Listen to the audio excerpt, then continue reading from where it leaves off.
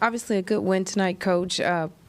Klay Thompson, obviously people have been talking about him underperforming, but tonight, I know he was being facetious earlier in the week when he talked about being benched, but in that group that he played with there in the fourth, he scored 12 all game, and then he scored just as much as that, just 2 less than that in that few minutes with that group. Would you say that you would entertain the thought of him playing with that group?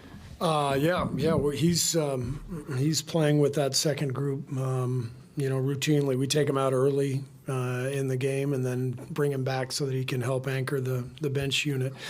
What I loved about Klay's game tonight is that he stayed patient through the missed shots. He had a lot of open shots that he missed early, and he didn't hang his head. He kept the energy defensively, stayed with it, and I felt like the game rewarded him during that flurry early in the fourth. I think he scored 10 or 12 straight points, and so that's what we need from him. And Draymond set a great tone, and I thought.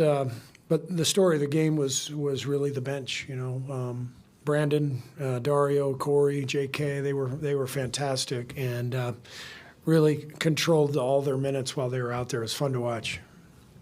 Steve, how welcome, given what Klay's been dealing with, how welcome was it to see him give you 10 points in 90 seconds at a time when the lead was pushed to 7 and he pushed it back out to 13? Yeah, I mean that's why he's out there with that group to give them a score, but. As I said, it felt like the game rewarded him for just continuing to fight and not worrying about anything. He kept shooting, and the ball kind of bounced his way. But that's the Klay that I expect really the rest of the year. I mean, I thought he was great in Sacramento the other night. As long as he's patient and doesn't beat himself up, and just stays with it and brings the energy defensively. And he's a great player. Was that one of your better defensive performances team-wide of the season? It felt good because we didn't foul a ton. It felt cleaner than a lot of the games recently. And we took care of the ball, so it's so much easier to guard when you're not turning it over. You're able to set your defense over and over again. So did a good job, followed the game plan well, didn't have many breakdowns, and they were playing on a back-to-back, so they were a little tired. So I thought our guys took advantage of that and really kept the pressure on them and stayed solid.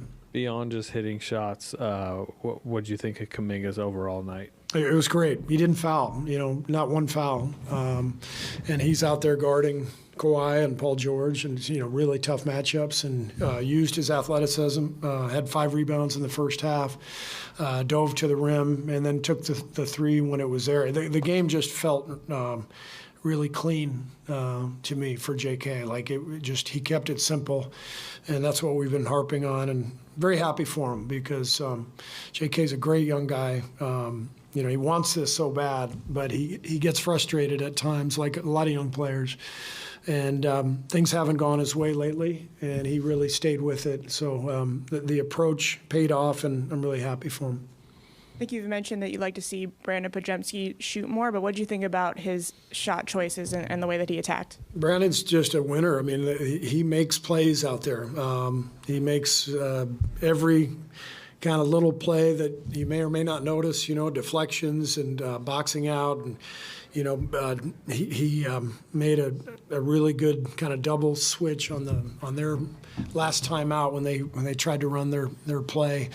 Brandin blew it up. So he's going to be on the floor late game for us, the way he recognizes stuff. If we need to keep a team from getting a 3, I got Brandin on the floor now because he sees all that stuff and he anticipates. And he's also fearless.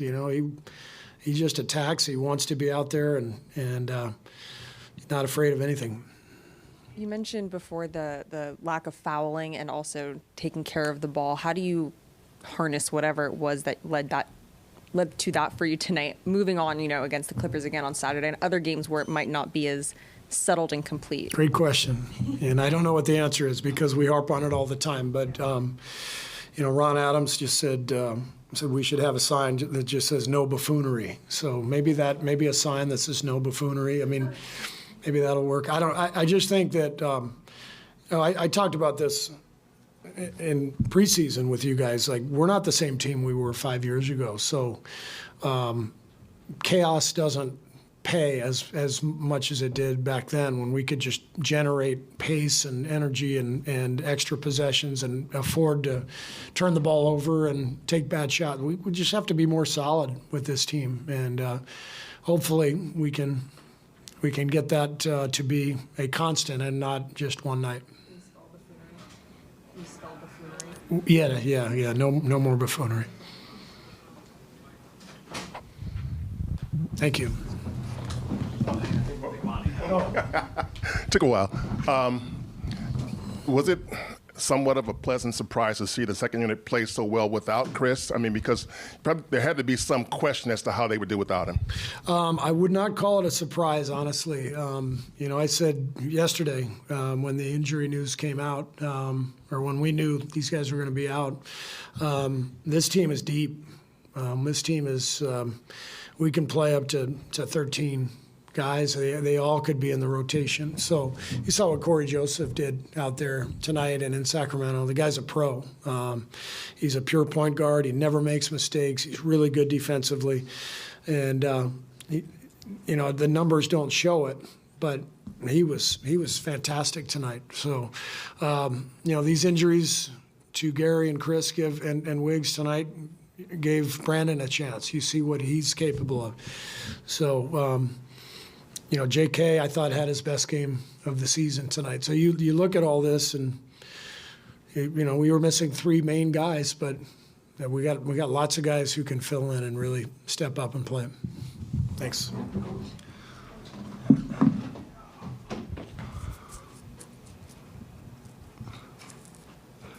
Brent, are we on?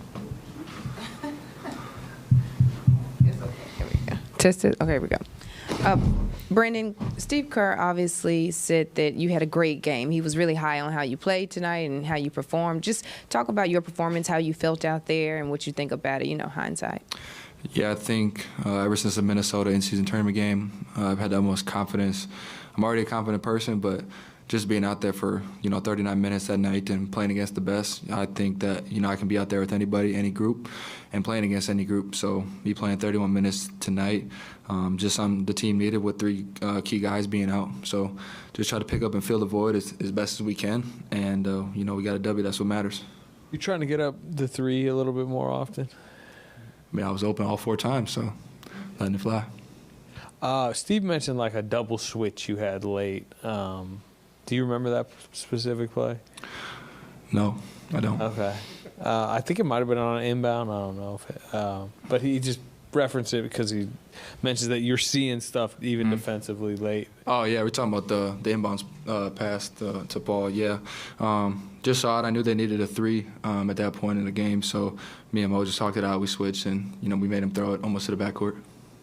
You mentioned what did that Minnesota game do? Yeah, it put my confidence through the roof for sure. Playing against Anthony Edwards, one of the top upcoming guys in the league, and then to follow that up, play against Shea and Jalen Williams, and now playing against Russ, Terrence, James, Paul George, and Kawhi Leonard. Just taking that challenge head on. I was on James Harden for most of the night, so taking that head on. Pods, do you look at your role a little bit differently without Chris? Because you played some with him, obviously, but he's the vet on that squad, and usually he's the guy leading that group. But tonight, you were kind of doing all over the place. Yeah, I think it's whatever the game calls for. Me and Corey played a decent amount together. I think Corey filled that void for Chris tonight. But it's kind of whatever the team needs, and at that point, had 8 rebounds tonight, just trying to pick up for GP, CP, and Wiggs being out. Kind of following up on that, what do you like about the construction and just the makeup of the second unit, the reserve players that you guys have? Yeah, I think we just don't have it sounds funny, but we don't really have a go-to scorer. So I think the ball moves more with that second group. And for us, the ball was swinging, and that team's a great one-on-one isolation defense. But when you move the ball, the ball moves faster than anybody out there. There was a point in the fourth quarter there where Clippers closed within 7, and then Klay had 3 straight buckets or 4 straight buckets, scored 10 points in 90 seconds. what do you think of when you see something like that from one of your teammates? Yeah, I think we kind of expect that from Klay, but also just us recognizing that group we were playing out there against, they were kind of switching everything, so the ball was sticking a little bit. But we were able to get Klay some free ones, and then, once he sees one goes in, he lets them fly. And, he had 3 straight at that point. And I kind of turned the momentum around. We were able to get Steph and Dre back in the game. Man, from there we closed it out. When it comes to Klay, he seemed like his confidence was up out there with you guys. He was able to go off for 10, like you just said, in such a short amount of time. Is that a two-way thing with you guys? Are you guys like really comfortable with Klay out there in that group? Is that how that works? Yeah, I mean, he's been here for however long, and his confidence never wavers. He doesn't care what anybody tells him, whether it's the media, whether it's the coaches. He's going to keep shooting the ball. That's why he's in the NBA, because he can shoot the ball at a really high level. But for us, we just try to keep instilling that confidence, like just keep shooting. And, we probably don't even need to say it, but we say it just to be a good teammate. You always been like a charge taker? Yeah, 100%. Not athletic enough to jump in the rim, so anytime I can try to take a charge, I try to. Is it even more in the NBA? Because, obviously the athletes are even better, bigger, older. Yeah, it's hard. You got to have kind of a gauge on, like, in college you can kind of get away with moving a little bit, but, now with the replay, as soon as they see you move just a little bit, they're going to, challenge and review it. But I didn't watch the one I had against Russ, but Trey, the ref, said I need to let him land. And I felt like if I let him land, I would be in the RA then, so it would have been a block regardless. Technically, I guess a charge, but the offensive foul you drew on Harden, I mean, how you seem pretty fired. Yeah, I think going in, just kind of picking him up full court, making him dribble, waste some energy. But then, just stabbing at the ball, kind of getting in his head a little bit, and, he put a shoulder into me, and I took one. Cool. Great. Thanks, guys.